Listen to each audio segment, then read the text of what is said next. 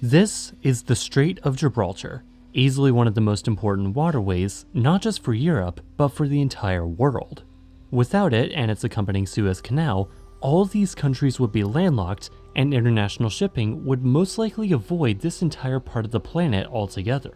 This passageway, barely 15 kilometers wide at its narrowest, separates Europe from Africa and Spain from Morocco. Except not entirely, as if you look closely, you will see these two Spanish exclaves in northern Africa. These are Ceuta and Melilla, Spanish cities located on what is normally the Moroccan side of the sea. But despite that, their residents are Spanish. They pay with euros, speak Spanish, have access to Spanish services, and fly the Spanish flag. And these cities aren't alone. For Spain, these are the plazas de soberanía, or the strongholds of sovereignty. And while most of them are just small rocks, one of which is hilariously connected to Morocco by the shortest border in the world, two of these have grown into sizable cities with creepily similar populations. And this means Spain, and therefore the European Union, has land borders in Africa.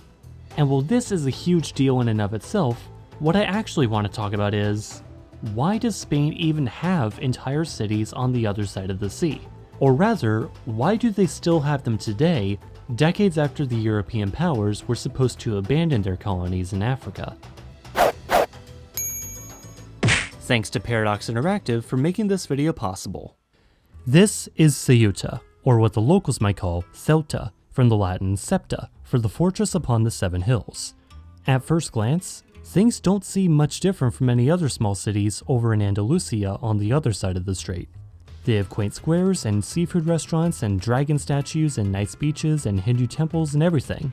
However, Ceuta doesn't have an airport, so the only way to get there from mainland Spain is by a ferry or a special helicopter airline. Yeah, I didn't actually manage to get a flight. The website was incredibly finicky and didn't actually let me pay. So, we can look at the heliport. By most accounts, it would be more or less completely unremarkable, were it not for its location, and therefore, this border. Alright, let's back up for a moment. These strongholds of sovereignty are sort of a catch-all term for a bunch of rocks within the Mediterranean owned and administered by Spain. These include everything from the tiny Peñón de Alhucemas to entire cities like Melilla and Ceuta, and it's these cities that I want to talk about, particularly this one, Ceuta, at the very mouth of the Straits of Gibraltar.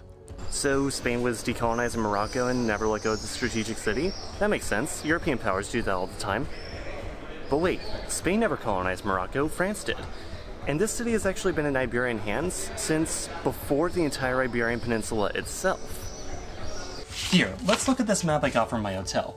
It's kinda zoomed in, but we can deal with that. Now, 2,700 years ago, the main power of the Mediterranean world were the Phoenicians. And to them, this city had not just a perfect location near the Strait of Gibraltar, but also perfect geography in and of itself. The old city is located here, on the peninsula of Almina, connected by a narrow, easily defensible isthmus to the continent, only a proverbial stone's throw from the powerhouse city Gades. Now it is known as Cadiz. Or I guess technically it was a peninsula, but you know what, actually that proves my point. So in other words, it was incredibly valuable and incredibly easy to defend. It's not exactly the kind of place you would let a rival power just take from you in one day with barely any fight. Right? To understand what's going on with these borders nowadays though, we need to go a bit forward, past the Roman era but still before Spain was even aware of the Americas.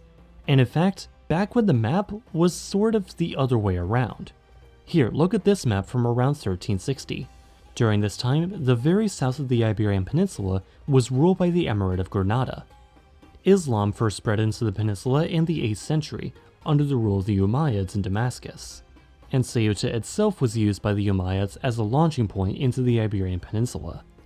Oh, by the way, I might be pronouncing it Ceuta in English, but actually most of the locals here might pronounce it more like Ceuta, and that relates to the etymology of the city's name. Greek cartographers would refer to this Phoenician city as Abila, after the nearby Mount Abila, now known as Jebel Musa, a mountain on the Moroccan side. When the Romans came in, they would take note of the presumably very familiar 7 hills in the area, or the 7 brothers, upon which there was a fort. or in Latin, Castellum ad septem fratres. This was of course shortened to septum or septa. And when the Islamic caliphates invaded in the 8th century AD, this became Ceuta in Arabic, or Ceuta in Amazigh or Berber, and then became Ceuta in Portuguese, and is now of course pronounced as Ceuta by its Spanish inhabitants.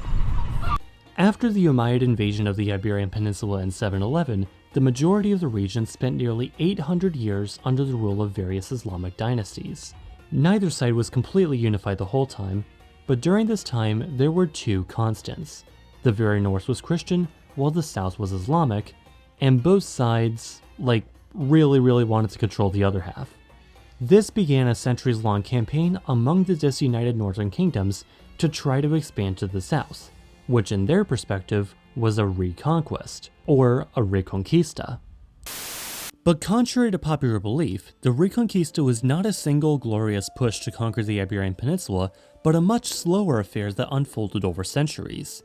During this time, the Christian kingdoms of the north were anything but united, and for their part, neither were the Islamic taifas in the south. If you want to see for yourself what this period of history was like and change the tides of history, you can recreate this for yourself in the upcoming Fate of Iberia expansion pack for Crusader Kings 3. This pack, coming out on the 31st of May, will add new events, traditions, outfits, and music, all inspired by the Reconquista. You can get the Fate of Iberia expansion pack and help support the channel by clicking the link in the top of the description. Okay, now to find out how Ceuta ended up in Iberian hands. Eventually, Portugal captured the city of Ceuta from the Marinid Sultanate, a Berber kingdom that ruled Morocco at the time. You can even see it on the design of the city's flag, featuring the same background as the flag of Lisbon. Meanwhile, the coat of arms is almost identical to Portugal's. Ah, crap, I really need to get this to Spaghetti Road. The area also had another geographic quirk, which served to Portugal's advantage and to Morocco's detriment: the Rif Mountains, making this region considerably harder to hold onto from the Moroccan core. Portugal sent forces to besiege the city, however its defenses were so unprepared for this attack that they essentially ended up handing the city over at the end of the day. And with that, Portugal took control of a vital port at the mouth of the Mediterranean, not just from the Moors, but also from their rival Castile. And it wasn't just important for trade heading in and out of the Mediterranean, but also to and from many of the real richest powers of the time, deeper in Africa. But instead of continuing through Ceuta as it had been, the trans-Saharan trade simply went through nearby Tangier instead. In 1437, Portuguese forces tried and disastrously failed to take Tangier, and ended up signing a deal with the Marinids, promising to give Ceuta back to them. Eventually. As Portugal began to expand all around the African coast, however, they would briefly take nearby Caçar and Tangier itself, eventually formalizing their rule over Ceuta. After the Iberian Union between Spain and Portugal formed in 1580, more and more Spaniards began to move to Ceuta, gradually shifting the population from Portuguese to Spanish.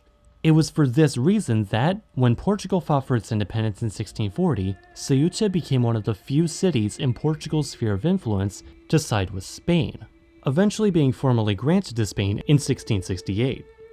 However, for most of the 20th century, Spain actually held a protectorate over the northern coast of Morocco.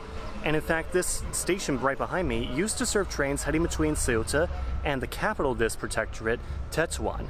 What I mentioned earlier about Spain not colonizing Morocco isn't completely true, though it was mostly true.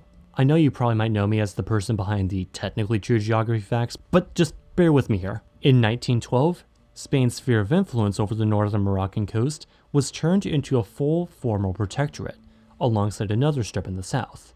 This protectorate was short-lived though, as the Spanish protectorate in Morocco combined with French Morocco in 1956 to form regular Morocco.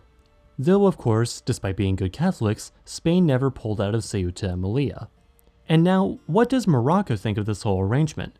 Well, given that their attempted siege of Ceuta was the longest siege of a single city in history at 27 years, yeah, what do you think they think about it?